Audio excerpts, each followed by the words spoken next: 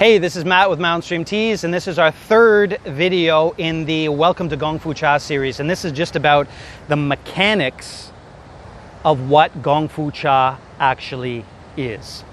Now, before we get started, by no means am I saying any of these different kinds of teas are the right way and the wrong way. This is the internet, by the way. I'm putting no value judgment on any of these before the flame war starts. I'm just telling you what the basics, the real heart of what Gongfu Cha really is.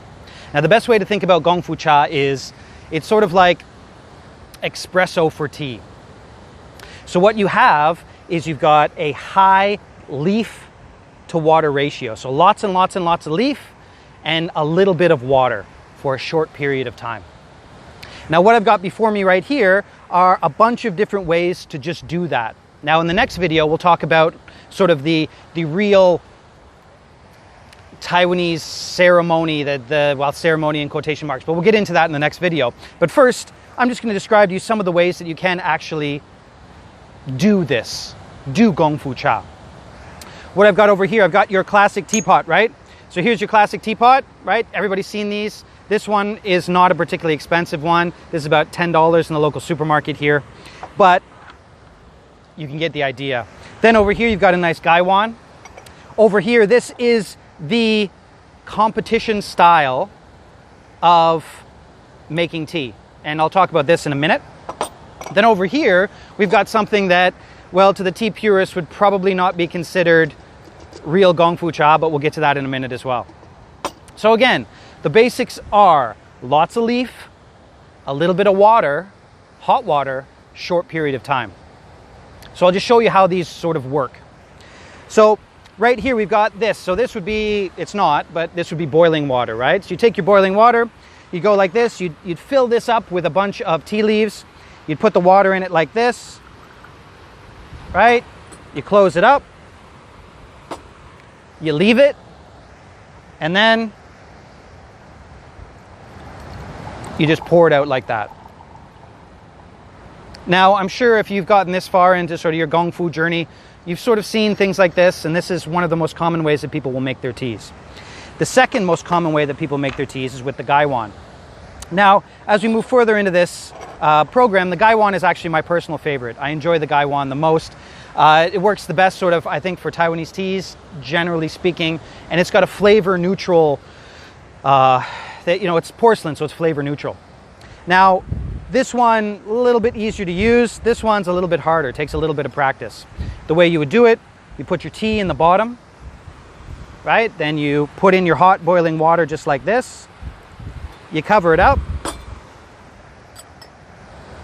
Then you wait your 15 seconds, 30 seconds, 1 minute, whatever your timing is. Go like that, and then you pour it out. Now again, this one I find the easy. It's got a bit of a steep learning curve, but this is the one that I enjoy the most for most of the time when I'm making teas. Now this one here is the competition style of doing teas. Now the reason that this would be used for the competition styles is because it's a very standard size, very standard amount of water. They're all sort of the same. And when they're doing the competition style in Taiwan anyways, it's usually between 3 and 4 grams of tea, boiling water for 5 minutes, and then you pour it out. But it works the same way as this. So you would have your boiling water, you put your tea in there, you add it in, add in your water like that, you wait your certain amount of time, and then you would pour it out like this. This one's a little bit harder to do as well. So you pour it out like this, and then you leave it. So the water comes out automatically, and it's sort of left like this. When it's done, go like that, and that's how that one's done. Now, these ones here are what are used, generally speaking, in the sort of the quote-unquote real Gongfu Cha style of things. This is used more by the farmers. These two would be used by people in their homes.